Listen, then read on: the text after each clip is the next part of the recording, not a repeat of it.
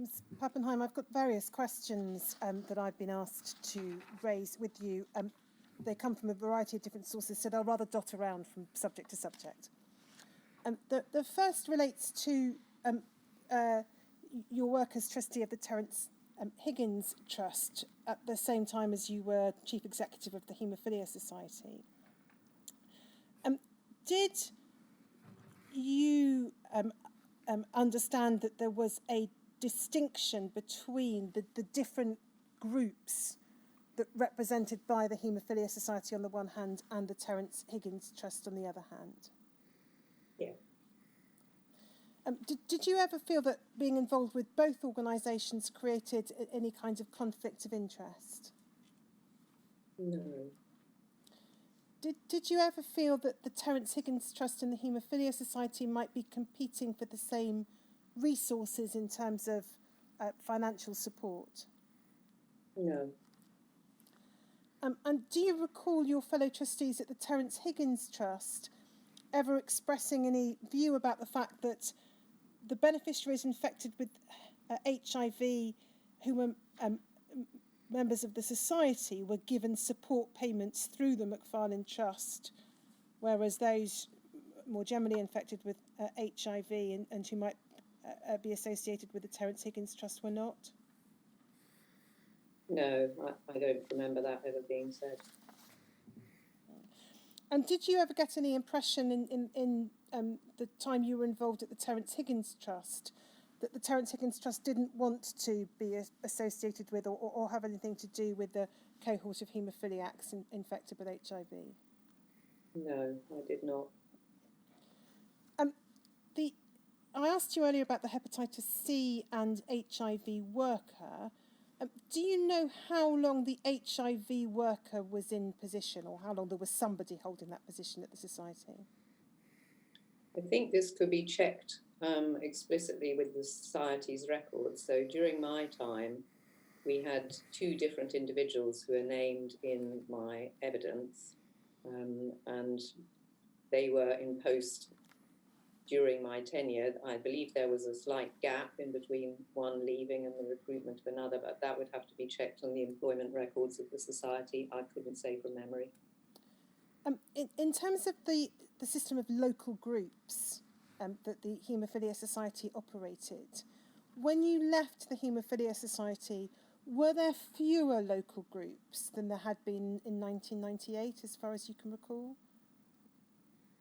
I can't recall, but again, I think the numbers were in the 20 to 25 bracket, but that would have to be checked with the Society's records. We talked earlier about the strategic review when the Haemophilia Society was considering its campaigning objectives.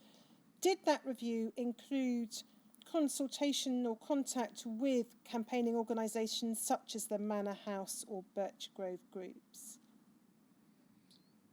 I think, again, from memory, I wouldn't want to go into that, but that would have to be looked for in terms of documentation from the Society.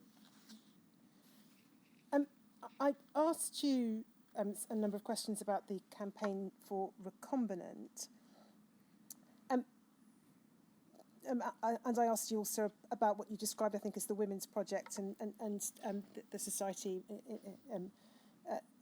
working with women with von Willebrand's disease.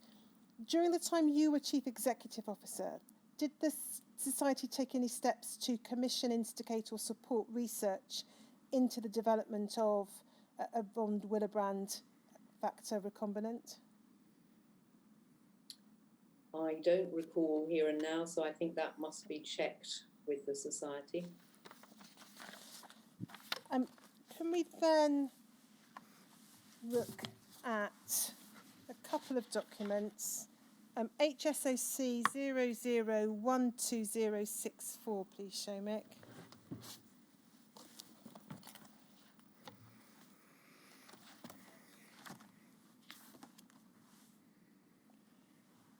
So we can see this is a letter from the hepatitis worker copied to you. It's addressed to Dr. Ludlam, the director at the Royal Infirmary of Edinburgh in April 1998. And we can see it refers to the hepatitis worker having had a telephone conversation with a Scottish member treated in 1986. And she says, up until I spoke to this member, I understood that from the end of 1985, all haemophilia blood products were virally inactivated using procedures which killed the HCV virus. Consequently, I've always believed that anyone first treated in or after 1986 was not at risk of contracting hepatitis C. And then she explains what's been communicated to her by the member and asks in the next paragraph if Dr. Ludlam can tell her any more about that. And then before I ask you the question, there's a second letter, so that's April 1998. HSOC 00120063.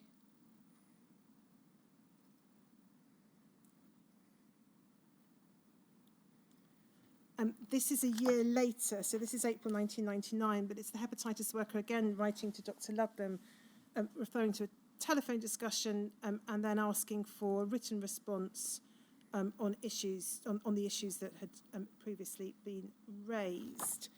I don't know whether it is in fact a year's gap or whether the dates are wrong on the letter, but in any event, we can check that. Is it right to understand from these letters that the Society had previously believed or been led to believe that products UK-wide were safe in terms of hepatitis C infection from 1985? I would not want to speculate on that matter. I think we can only go by what is actually written there. So at this distance of time, I would not want to answer. I don't think I can answer that question. I think it may be that we have some help, because earlier on today, we looked at a document which came from Lucy, who was, I think, the HCV worker working for you, in which she expressed the view that from 86 onwards there was no transmission of hepatitis C, at least to those with in having haemophilia treatment. I don't think we've had very much direct evidence of the infectivity for hepatitis of products made in the States or in Europe or in Scotland, or we know about Scotland a bit, which were given to those with haemophilia after the end of 1985. All I think we know about in terms of the effect of heat treatment, correct me if I'm wrong, Ms. Richards, is what we know about the 8Y product and the subsequent product in Scotland, so far as hepatitis is concerned. Yes, we know of the particular issues relating to the Scottish product. Yes. Absolutely. But we don't know about the commercial product, do we? We don't know anything about commercial product. And we have no particular reason to think that the heat treatment given to through those products was effective against hepatitis. No, I think the question I'd been asked to ask is really looking at the issue relating to Scottish products. Yes. And the Society's knowledge in that regard. The knowledge, I think we just have to go back to the document from Lucy, which was, I didn't make a note of the actual reference attaching it to the word Lucy, but it's back earlier on today if anyone wants to look through the transcript. So yes, and I do have a note somewhere of the reference. Just sticking with Scotland and with this theme, it may be that you're not able to assist, Ms. Pappenheim, but it's a question I've been asked to raise with you. PRSC 00002121.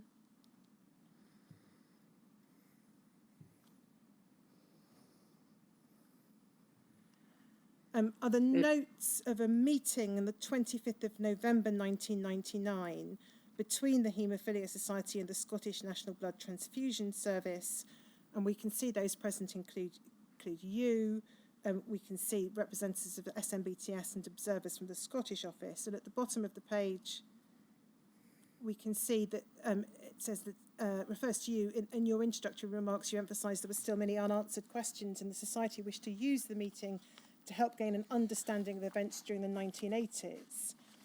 And then if we just go to the last page, under the heading 3.9 timescales for development of Z8, you pose a question why it took so long to develop Z8 when a 80% treated product was already being made by BPL. Do you have any recollection now of this meeting or the impressions you formed at this meeting? No, I mean, to be honest, as I'm reading this, it's bringing back the recollections of the issue, but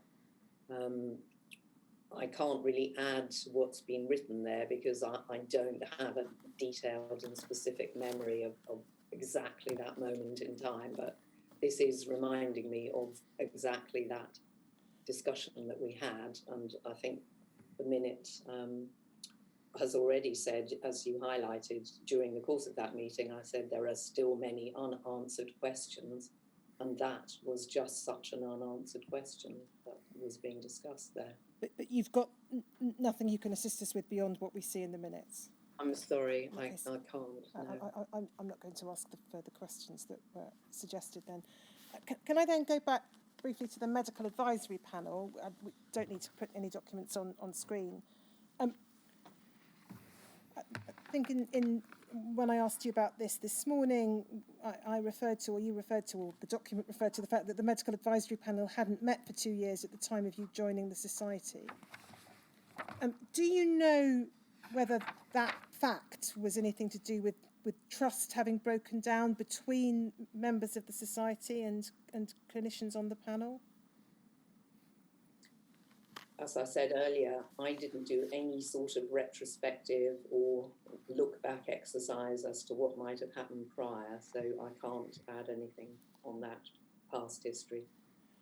Can I then move to the engagement of Weber Shandwick? Was the engagement of Weber Shandwick, the public relations consultants, public affairs consultants, in part because the society could not itself get sufficient access to health ministers to make progress with its campaign? I think it was in recognition of the fact that we'd campaigned in every way that we felt we possibly could, using our own resources, and it was felt that we actually needed a professional public affairs consultancy that might bring something more to the campaign than we could do through our own resources. That was the reason. I've shown you various documents which do refer to meetings taking place with ministers, some before Weber Shandwick's engagement, some after, and I think a reference also to the Prime Minister having been asked for a meeting by MPs and declining. Generally speaking, during the time you were Chief Executive of the Haemophilia Society, was the Society able to meet on a reasonably regular basis with ministers, or would it have wished to meet with ministers rather more than it in fact did so? It's no easy matter to gain a meeting with ministers, so I think achieving a meeting with a minister was quite a significant thing. So it's hard for me to say now whether we would have wanted more meetings with ministers. You can see it's documented in the evidence when we met with ministers, and obviously written evidence exists of that, but it's really hard to speculate at this point in time whether we needed more, but it is no easy matter to get a meeting with a minister. Did Weber Shandwick in their work have any direct liaison or coordination with the Society's members? I cannot recall, but they may have done, as they were, when we employed PR consultancies previously, they would have had contact with members in the course of the campaigning activities. I expect they probably did, but how much, to what degree, I can't from memory tell you. When the government decided that it would not hold a public inquiry into the contaminated blood events during the period when you were Chief Executive, and we looked at some of the documents in relation to that earlier, Did the Society consider taking legal advice as to whether it could challenge that decision? I don't recall that coming up. As to whether you mean whether we could actually challenge the government for not holding Yes. public inquiry. I don't recall that ever being raised as a suggestion. And then I asked you when we were looking chronologically at the way in which the hepatitis C campaign developed over the years. I asked you about the relaunch, which is the phrase I think used either by you or by the Society in a couple of the documents we looked at. Was that influenced by, in particular, the successful product liability litigation against the National Blood Authority? I think it's hard to say whether it was influenced by that. Obviously, that was something that was going on, and you can see reports of it, I think, in the bulletin and so forth. But I couldn't say that there was a direct correlation between the two. And then I'd asked you in the course of this afternoon about the use of the term hardship fund, and we looked at documents suggesting, excuse me, that the term hardship was dropped by the Society. Do you have any recollection of discussions about why it should be dropped, or whether some members had objected to the word as being in some sense demeaning, and that leading to the Society dropping it? I mean, we've already seen some evidence and talked about some evidence earlier, and including correspondence with specific members about why they objected to the hardship term. So I think we've covered that. I don't know that I can add more to that. So I should just say, those representing the Society have flagged up in the course of the break some documents that might fill in some of the gaps in the issues that I've sought to explore with Ms. Pappenheim. They're not documents that were given to the witness in advance, and so I'm not going to take the time of trying to get them to Ms. Pappenheim now and asking her about them. But they are documents that the inquiry has and can and will consider. Yes, well, they will be made, they'll be disclosed in due course. Well, some of them I think have generally been disclosed already to court participants. I see. Some may not have been. They're not documents that have been specifically given to this Well, witness. if they haven't been given to Ms. Pappenheim, I don't think she should be asked about them. Quite, which was my purpose for mentioning it, but I didn't want to think that they were documents that the inquiry was either unaware of or was not, or was ignored. No. So those are the questions I'm proposing to ask Ms. Pappenheim. Do you have any questions? I don't. Ms. Pappenheim, is there anything that you would wish to add? I don't think so, but I thank you for this opportunity to provide evidence, and I hope it may have been helpful. Well, thank you. Your term of office spanned the start of the campaign, or in respect of hepatitis C, at least shortly afterwards, through pretty much to its conclusion, at least in the formation of the Skipton Fund. In that respect, I appreciate that you have here now been struggling on a number of occasions with your memory back to what may have happened then, and I suspect you may feel that you would have wished to help us more, but please be reassured that except in those few cases where you have been able to cast additional light, we do have documents which will speak for themselves in those cases where you simply haven't been able, despite your efforts, to remember now what you might have wished to recall. So thank you for those. It sounds as though the documents from the Haemophilia Society will be further that will help to fill in the picture which now, as you are, you aren't able to recall. So thank you for doing your best, being here with us remotely, and good evening for now. So that concludes today. Tomorrow we have a presentation on clinical ethical guidance, rather I should say ethical guidance really, to clinicians over the years from the BMA, General Medical Council and others. And that will be starting at 10 o'clock. That will be starting at 10 o'clock tomorrow. Well, very well. 10 o'clock tomorrow for presentation in respect of the ethical guidance from time to time. Thank you, sir.